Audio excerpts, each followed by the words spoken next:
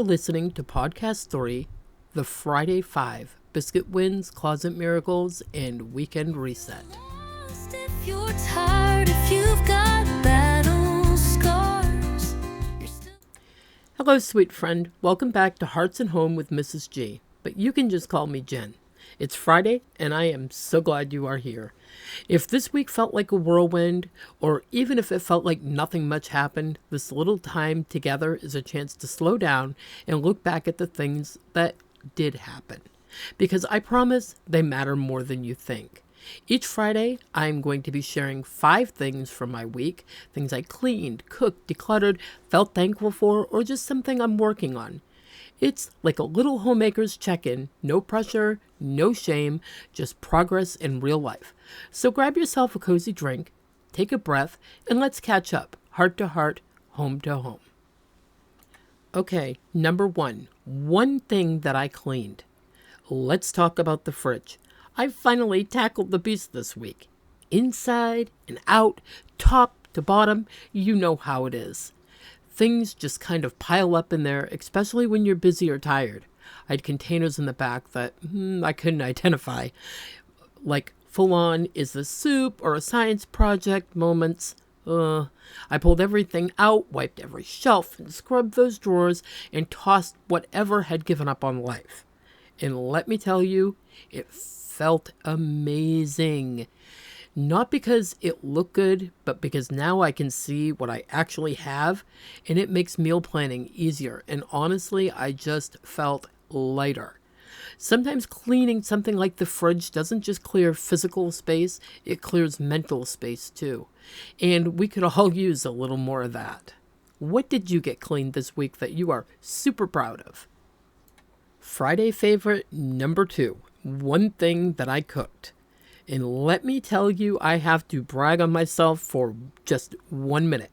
Finally, I made homemade biscuits. And not just any biscuits. We are talking soft, fluffy, golden top biscuits that taste like they came out of a McDonald's breakfast bag. And they were better only because they were mine. And they are going to be going up on the blog later on tonight. For years, Biscuits and I have had a really rocky relationship. They'd come out too flat, too dense, like desert circles. And I'd usually just sigh and pop open a can. But this time, I have a recipe that finally worked. And I followed it like it was the holy grail, and it paid off. I paired them up with homemade sausage gravy, something else I've never made before. Thick, creamy, peppery, oh my goodness. Greg took one bite and looked at me like I just brought him a gift from heaven and said, "That is the best breakfast for dinner I've had in ages." That meant so much to me because sometimes a win in the kitchen is more than just food, it's confidence. It's comfort. It's proof that we are still learning, still growing, and still surprising ourselves, and that is a super good feeling. And moving on to number 3, one thing I decluttered.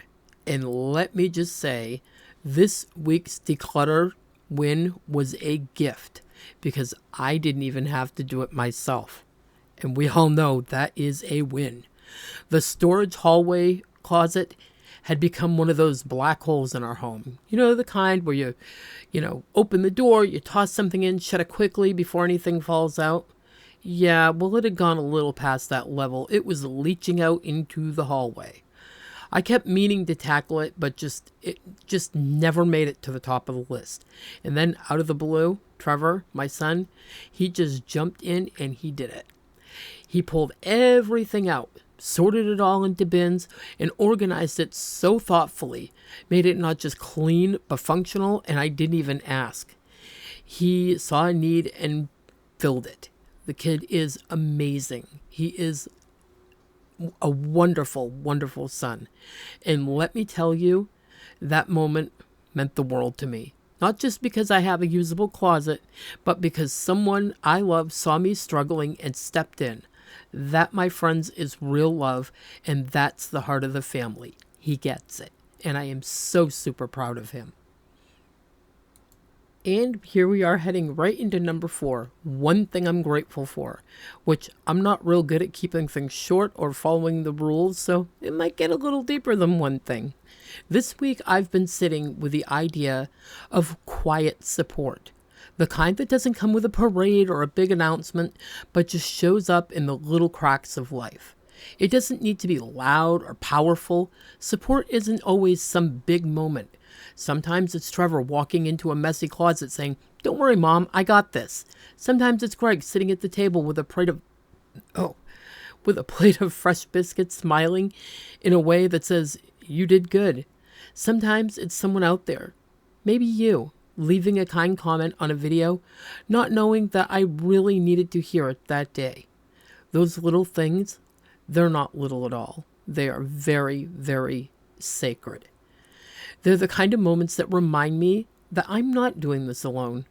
And that kind of support, it keeps you going when the day has been too long or the to-do list feels like it's pointing and laughing at you. And I'm going to tell you something else I've been deeply grateful for this week. This platform, you.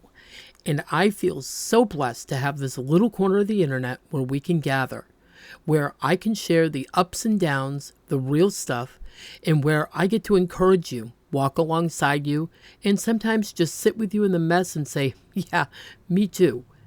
It's not lost on me how special that is, that you choose to spend a few minutes of your day with me, and that's a gift. And I want you to know that I hold that very close to my heart. So if no one has said this to you this week, let me say it now. You are doing enough. You are not behind. You are showing up for you, your family, your home, and that is the best work. You are not invisible. You are seen. You are loved, and you matter more than you even know. And I am so thankful for you. This week, I've really been working on letting enough be enough. You know what I mean. That quiet guilt that creeps in when the list isn't finished, when the laundry piles up, when the dinner isn't homemade, or the floor is sticky, or the couch is just covered in pet hair again. There's this pressure that we put on ourselves to be everything, do everything, hold everything together without ever letting it show that we're tired.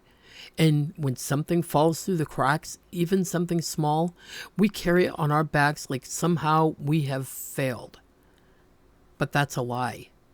The truth is, life isn't meant to be balanced like a tray of glass plates. Things are going to tip. You'll drop one now and again, and it may even shatter. But what matters the most is that you keep showing up with love. This week, I've been reminding myself that perfection is not the goal here. Presence is. If dinner is just grilled cheese, but the house is full of laughter, that counts. If I didn't sweep the floor, but I sat with Greg for a while and we talked about nothing and everything, that counts. If I didn't finish editing a blog post, but I read to Bella or I colored beside her, that absolutely counts. I'm learning to shift the way I define productive. It's not always about how much I do. Sometimes it's just about how much heart I bring to the moment that I am in. Are you wrestling with this too? If you felt like you're falling short or not doing enough, I want you to hear this from me. You are doing enough. You are not behind. You are building a life, not a checklist. You don't have to earn your worth through doing chores or projects or productivity. You being here, showing up for your people, your pets, your space, offering love even on the hard days, that is more than enough. We're in this together, friend. We're learning, growing, and figuring it out one quiet, sacred step at a time. So, what's in store for the weekend? Well, a little of everything. First up, some baking. I'm planning on making some loaves of bread so I am not constantly turning on the oven through the week. It saves energy, time, and let's just say it makes the house smell amazing on the weekend. Win-win. Sunday is usually our day to go out and do something as a family. And the good news, Greg got his mobility scooter. He is so excited, and so am I.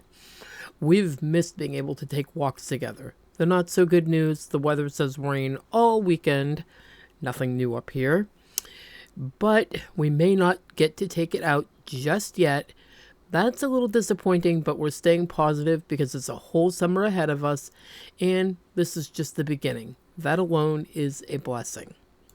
I will also be working on the blog, finishing up some recipes, setting up some content for the week, and releasing Sunday's free coloring page. We are going to be starting a new Listen and Color with Me podcast on Sundays, so you can color along with me while I chat if that's what you choose to do, or you can just listen. If you want to use the same page I'm using, you can download and print, or just pick your own favorite. And if you'd like to share your finished artwork, I'll have an email in the show notes. I'd love to feature your pages in next week's episode. So that's our plan for the weekend.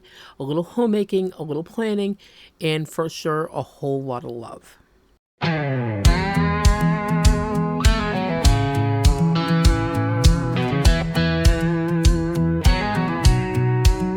They said I'd never be enough, never rise, never shine. They threw their doubts like daggers, but none of them were mine. Dreams I held, hands wide open. Goals I carved in quiet stone. They don't get to write my story. I walk this road alone.